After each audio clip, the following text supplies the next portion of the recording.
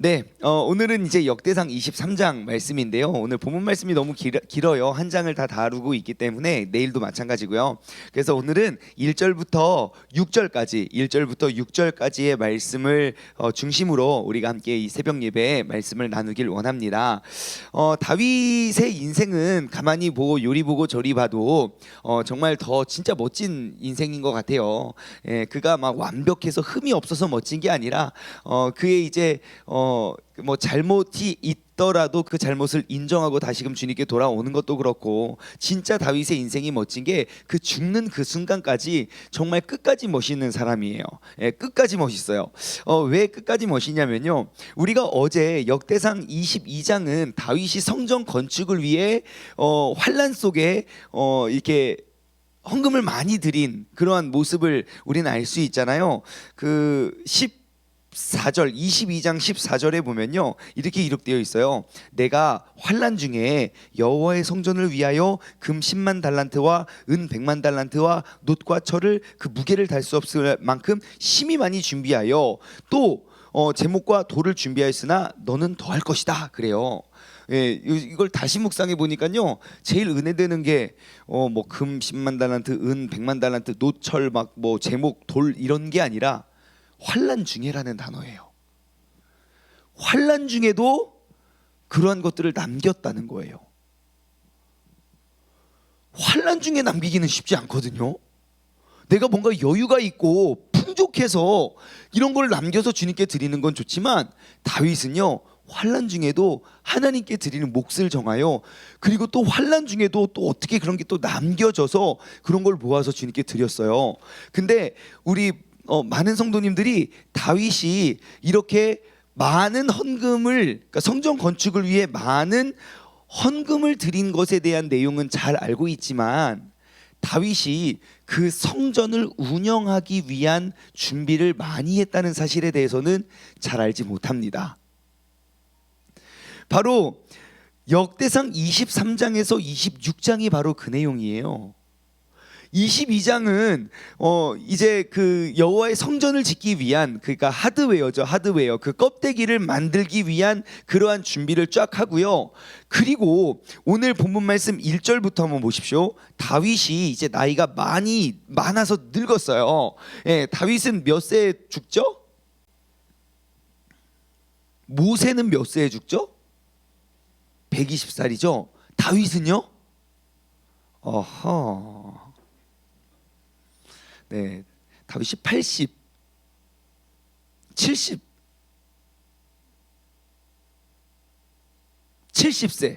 네, 30에 왕이 되고 40년을 다스리고 죽거든요. 70세. 참고로 이제 그 왕들은 다 오래 못 삽니다. 왜 그런가 제가 이렇게 생각해 보니까 음식 때문에 그런 것 같아요. 솔로몬 이거 얼마만큼 먹는지 나오잖아요. 온 동네를 다 먹여 살릴 만큼 매일 하루씩 그만큼 먹었더니 장수할 수가 없었어요. 다윗은 70살을 살아요. 70살. 자, 그런데 자 이제 나이가 많아 이제 늙게 되었어요. 늙었는데 아들 솔로몬을 이스라엘 왕으로 삼고 이스라엘의 모든 방백과 제사장 레위 사람들을 다 불러 모았어요. 그래서 그 레위 사람들 30세 이상 된 사람을 계수하니까 몇 명이에요? 38,000명. 자, 38,000명. 그 사람들은 어떠한 사람들입니까? 레위 사람들. 레위 사람들은 뭘 하는 사람들입니까? 여호와의 성막을 관리하고 지키는 사람들이에요. 자, 12지파 중에 레위 지파가 있다 없다? 없어요. 레위 지파는 없어요. 그 뭐 땅을 분배받은 것이 없어요. 왜요? 그 12지파에 흩어져 있는 그런 제사장의 역할을 레위 지파 사람들이 다 하게 됐거든요. 자, 그래서 이제 역대상 23장에서 26장까지는 온통 그 레위 지파들을 통해서 하나님의 성전을 어떻게 운영하고 관리할지에 대한 다윗의 준비가 우리는 알 수 있어요. 다시 말해 다윗은 성전의 그 껍데기만 지은 게 아니라 그 안에 소프트웨어도 다 개발시켜 놨어요. 얼만큼 개발시켜 놨냐? 일단 38,000명을 뽑았습니다. 그 중에 24,000명은 뭘 하는 일? 성전 일을 보살피는 4절입니다. 4절. 그 중에 24,000명은 여호와의 성전 일을 보살피는 자. 그러니까 성전에서 진행되는 일들을 돌보는 사람이 24,000명. 자, 그다음에 6,000명은 관원과 재판관, 4,000명은 문지기, 또 4,000명은 찬양팀. 대박이에요. 이 4,000명이 성가된지 찬양팀인지 둘 다이겠지만 보십시오. 그가 여호와를 찬송을 드리기 위하여 만든 악기로 찬송하는 자들인데 4,000명 성가대 갔으면 얼마나 소리가 웅장하겠습니까? 그렇죠?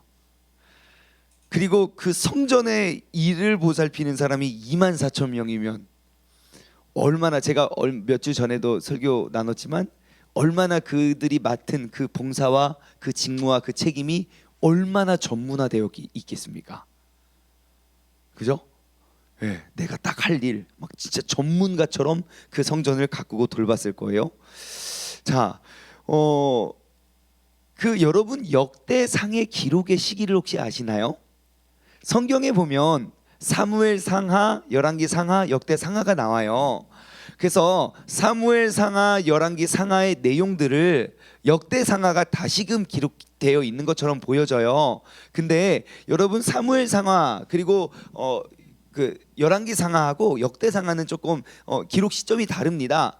사무엘 상하, 열왕기 상하는 저 앞전에 왕들과 그 이제 왕정기 시대에 우리 퀴스켓 기억나시죠? 왕정기 시대에 있었던 이제 그때 기록된 책이라면 역대상은요.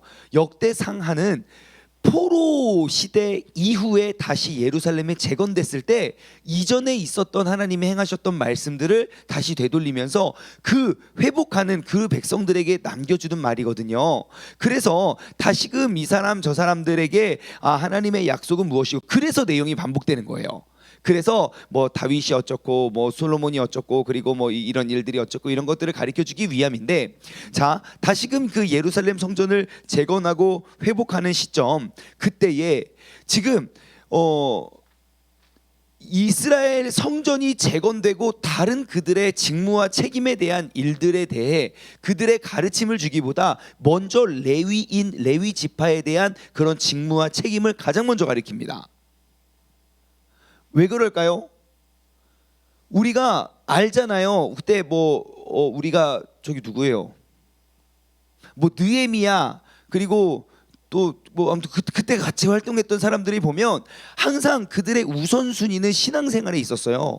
이미 황폐해지고 무너져버린 내 인생에 그 인생을 다시 회복하기 위해서는 가장 먼저 나 먼저 먹고 살고 내 집 먼저 짓고 그 다음에 하나님을 돌아보는 게 아니에요. 그 나라가 멸망한 건 하나님의 성전이 완전히 무너졌을 때 그들은 완전 파산을 이루었고 그들은 나라를 빼앗겼거든요. 그것을 기억했던 거예요. 그래서 다윗의 가르침도 마찬가지입니다. 나이가 늙어서, 그리고 이제 역대 상하를 기록한 그 저자는 항상 신앙생활 우선, 하나님의 성전 우선, 그 다음에 그 성전에서 일할 봉사자들 우선. 여러분, 우리가 항상 기억해야 할 것은 우리도 지금 성전 건축을 준비하고 있는데, 여러분 성전 건축은 그 건물을 짓는 것이 다라고 생각하지 마십시오.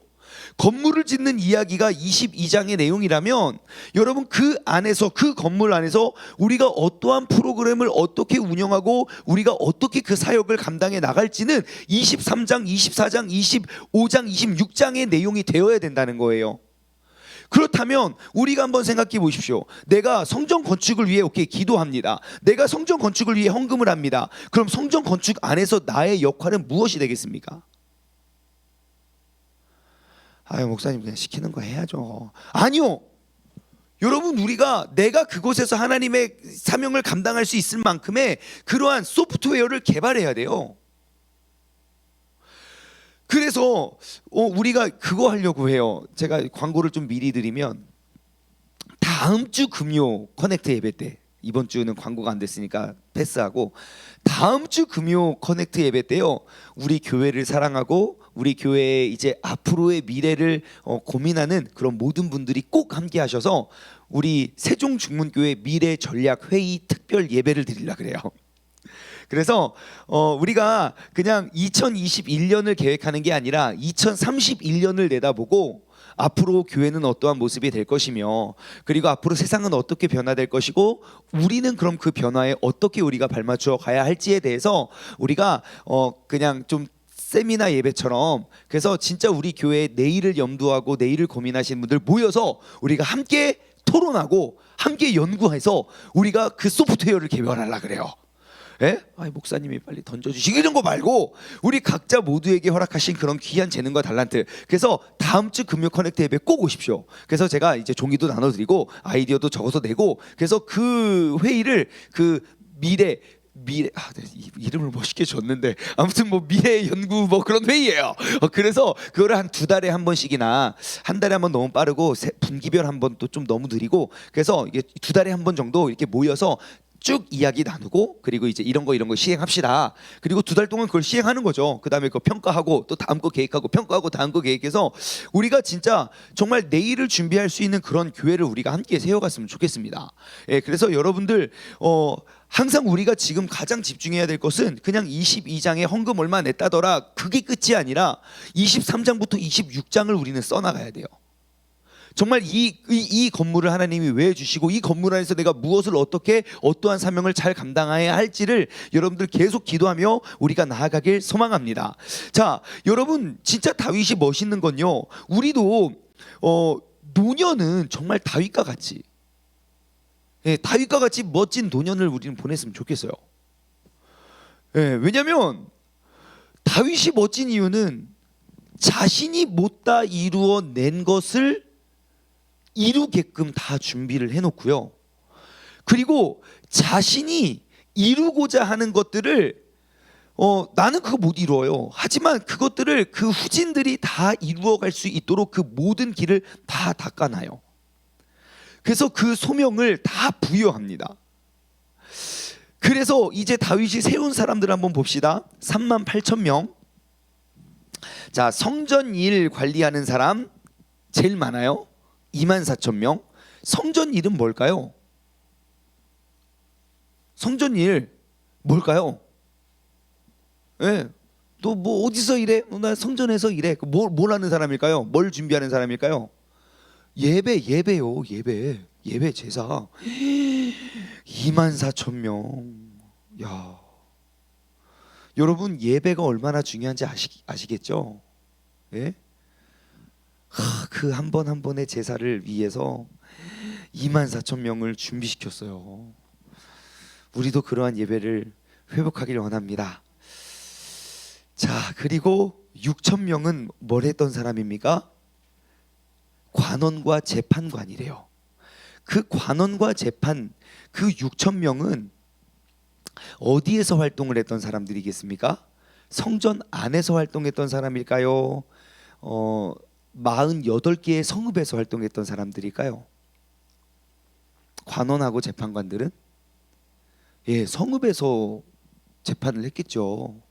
48개의 성읍, 그 중에 6개는 무슨 성? 도피성. 그 48개의 성읍에 흩어져서요, 각 성읍에서 이제 행정일을 맡은 거예요.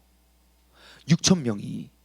자, 그러면 우린 여기서 이 사실을 통해서 또 알 수 있는 건 무엇입니까? 교회의 일은 교회 안에서만 이루어지지 않는다는 거예요.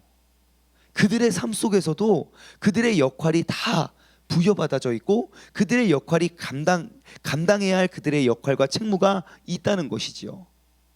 여러분, 우리가 누차드리는 말씀이지만 우리가 코로나 시대에 우리의 믿음과 신앙을 잃어버린 유일한 가장 큰 그러한 원인은요, 나의 예배가 이 건물 안에 한정되어 있었다는 거예요. 우리의 예배는 시간과 장소를 초월하고, 정말 우리가 주일은 성전에 모일 수 있는 때에는 성전에서 모여서 우리가 온전히 예배드리지만, 이제 흩어져서는 그 하나님의 법칙과 하나님의 원리와 하나님의 가르침대로 우리는 관원이 되고 재판관이 되어야 된다는 거예요. 그게 레위인의 책무예요. 예, 우리는 지금 뭐 이런 모든 것들을 다 흩어서 다 뜯어서 띄어서 우리는 할 수 없지만 우리가 정말 이 시대에 하나님이 우리를 택하여 부른 하나님의 그 귀한 사명을 감당해야 할 사람으로서 여러분 우리의 성전 안에서의 예배와 그리고 성전 밖에서의 우리의 책무를 우리가 충실히 다해낼 수 있는 정말 이곳과 저곳에서 그런 모든 일들이 아주 유기적으로 우리가 잘 믿음 생활을 잘 끌어낼 수 있는 그러한 사람들이 되어야 될 줄 믿습니다. 그래서 레위인들의 삶은요, 그 예배와 삶이 정말 따로따로가 아니었다고. 예, 그리고 그러한 삶은 지금도 이어지고 있다고 합니다. 그래서 코로나가 처음 터지고 예전에 드렸던 말씀인데 제가 그 이스라엘 유학 다녀오신 분하고 만나서 이렇게 교제를 하는데요. 우리는 막 코로나 때문에 막 교회가 줄어들고 아무튼 뭐 학자들은 뭐 한국의 교회가 10,000개가 줄어들 거다. 예, 막 그렇게 막 하고 실제로 진짜 문 닫은 교회들도 너무 많고 막 그렇게 힘들고 어려워하고 있을 때 그때 그 이스라엘에서 오신 분이 이야기하시더라고요. 이스라엘은 지금 코로나에 의해서 신앙이 흔들리거나 어려워하지 않는데요, 전혀. 왜냐하면 삶이 곧 예배고 가정이 곧 예배이기 때문에. 굳이 우리가 성전에 가서 이렇게 예배를 드리지 않아도 늘 가정에서 예배를 드려왔기 때문에 신앙생활이 뭐가 어렵겠냐요. 그렇게 생각해 보니까 북한 사람들이 코로나 때문에 신앙생활 못 하겠습니까? 아니요, 그들은 원래 신앙생활이 어려웠어요. 뭐 코로나가 불든 코로나가 불든 뭐가 와도 그들은 그들이 해왔던 신앙생활 그대로 했을 거예요. 유독 굉장히 편안한 것들만 생각하면서 우리가 신앙생활 해왔던 사람들만 이렇게 타격을 맞고 있는 거예요. 그래서 여러분 꼭 기억하십시오. 우리의 우리의 삶은 성전 안과 성전 밖이 하나가 되어야 된다는 사실을 기억하시기 바랍니다. 자, 마지막으로 눈에 띄는 인구는 4,000명의 찬양팀. 막 너무 감격스러워. 막 4,000명. 막 찬양. 진짜 멋있을 것 같아요. 예? 성가대가 100명만 돼도 진짜 그 100명이 뿜어져 나오는 그 합이, 그 찬양이 끝내주거든요. 200명이 되면 얼마나 멋있겠습니까? 빵! 4,000명이 한 무대에 설지는 당연히 모르겠지만 500명이 성가대를 쓰면 얼마나 멋있겠으며 1,000명이 성가대를 쓰면 얼마나 멋있겠으며, 그죠? 그런 거 본 적이 있네요. 참. 연세중앙교회가요 1만 명 성가대 막 그런 거 있어요. 예, 유튜브에다가 연세중앙교회 성가대 한번 쳐보십시오. 깜짝 놀랍니다. 뭐 처음에 5,000명 성가대 하더니 막 성전에 막 띄엄띄엄 거리두기를 하면서 5,000명을 성가대했어요. 그 다음에는 1만 명 성가대. 그때 몇 명까지 있었지? 아무튼 무섭습니다. 진짜 좀 이게 정상적인 이러한 모습이 아니에요. 진짜 10,000명인가 15,000명이 똑같은 옷을 입고 다 흰색 옷을 입고 막 하는데 진짜 좀 그렇습니다. 아무튼 좀 엄청나게 웅장해요. 자, 그런 것처럼 아무튼 4,000명이 찬양팀인 건 제가 알겠어요. 근데 4,000명이 뭐 하는 사람이에요? 문지기예요. 여러분, 문지기는 뭐 하는 사람입니까? 네? 문을 지키는 사람이에요. 문을 지키는 사람. 근데 문을 지키는 사람 그 안내팀 몇 명만 있으면 됩니까? 예? 뭐 40명도 충분하고 400명도 충분할 것 같아요. 근데 문지기가 4,000명이에요. 물론 여호와의 그 솔로몬의 성전은 문이 뭐 1개 2개는 아니었을 거예요. 물론 문도 많고 그 밖에 뜰도 있고 뭐 여러 개를 지키는 것 있지만, 근데 거기에 4,000명이나 부여됐다는 것은 무엇을 이야기할까요? 그 4,000명은 뭘 지키는 사람일까요? 여러분 생각해 보십시오. 사도 바울이 로마 감옥에 잡혔던 원인이 뭔지 아십니까?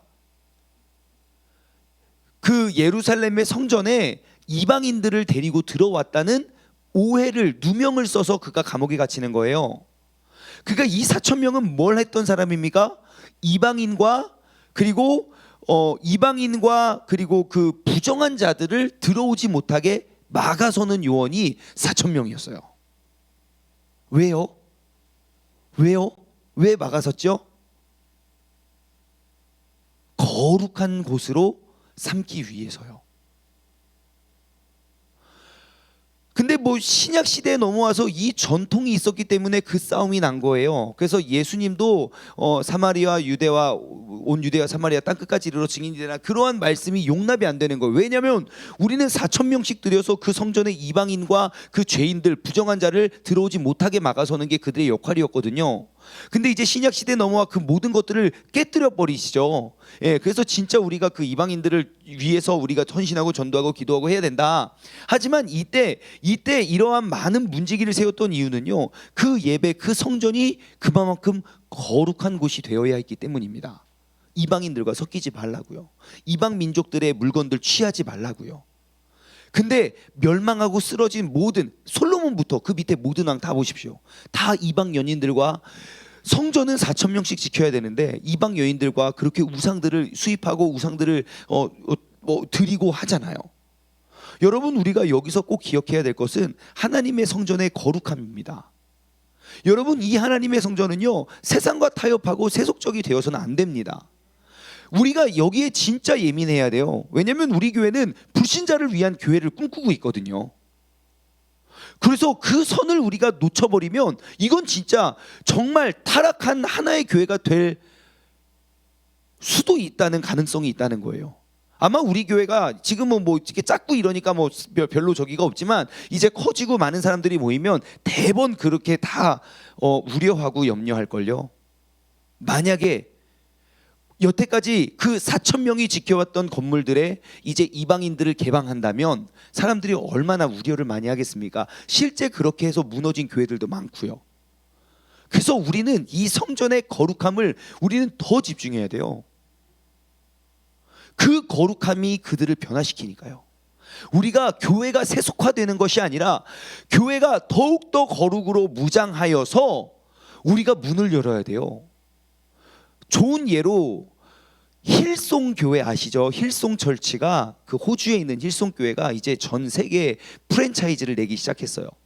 영국, 힐송 런던, 막 와, 힐송 뉴욕 생겼어요. 막 와, 뉴욕의 맨하탄에 정말 무슨 극장 하나 사가지고 시꺼먼 막 해가지고, 제가 옛날에 막 사진 보여드린 적 있어요. 미국 갔다 가지고 갔는데 막 진짜 막 보여, 이거 보여, 막 지저스 막 하면서 막 예수 막 찬양을 하는데, 진짜 예수님 오시면 아저씨 더러워요, 가세요, 막 이럴 것 같은 분위기예요. 근데 그 교회를 개척하고 이제 그 뉴욕에서 정말 젊은이들 많이 모였거든요. 막 몇천 명씩 막 불어났거든요. 그리고 막 나 그 교회 다녀, 그럼 막 좀 뭔가 멋있어 보이고 세련돼 보이고. 그래서 그렇게 했는데 담임 목사님이 바람이 나가지고 교회, 진짜로 이 웃을 일이 아니라 담임 목사님 바람 나가지고 지금 교회 완전 풍비박산 났어요. 한순간이라니까요. 그렇게 세속화되어 가서 쓰러지는 건 한순간이에요. 그래서 우리가 해야 될 일, 여러분, 내 삶의 거룩을 유지해야 돼요. 4,000명의 문지기를 세우십시오. 우리 교회는 더 특별히 우리 새벽 이 동역자들은 정말 이 교회를 위해서 진짜 끊임없이 기도해 주셔야 돼요. 내가 한 사람의 문지기가 되리라. 한번 해볼까요? 시작. 내가 한 사람의 문지기가 되리라. 영상을 통해서 함께 예배드리시는 분도 마찬가지입니다. 우리가 함께 기도함으로 이 성전을 더욱더 거룩하고 존귀하게 우리가 세워갈 수 있는 그러한 문지기가 우리 모두가 되기를 주님의 이름으로 소망합니다. 기도하겠습니다. 하나님 아버지, 감사합니다. 다윗의 인생이 진짜 멋진 이유는 죽는 그 순간까지 내가 주님의 영광을 위해 힘차게 달려오고, 죽음 이후에도 내가 남겨놓은 그러한 가르침과 그러한 규율과 그러한 프로그램들에 의해서 하나님의 성전이 이제 지어질 것이고, 지어지는 성전 안에 이렇게 운영이 될 그 모든 것들을 계획하고 꿈꿨던 다윗과 같이 하나님, 우리도 그러한 멋진 인생의 주인공 되길 원합니다. 내가 그냥 누가 시키면 하고 안 시키면 안 하고 그냥 성전에 그냥 옆에 이렇게 변두리에 우리가 맴도는 사람이 아니라 정말 하나님의 성전을 위해 우리가 헌신하고, 그리고 그 성전 안에서 우리가 어떠한 프로그램을 어떻게 돌리고 내가 어떻게 쓰임 받을지를 우리가 명확히 알고 준비해 갈 수 있는 다윗과 같은 인생이 우리 모두가 되게 하여 주시옵소서. 하나님께서 보시기에, 또 하나님께서 운영하시기에, 가장 하나님께서 거하시기에 가장 아름답고 거룩한 성전을 우리 모두가 기도로 함께 세워가길 원하오니, 주님께서 우리 모두가 동역해 하여 주시고 우리 모두가 동역함으로 말미암아 그 주님의 뜻을 이 땅 가운데 이루어가게 하여 주옵소서. 감사드리오며 이 모든 말씀 살아계신 예수 그리스도의 이름으로 기도드리옵나이다. 아멘.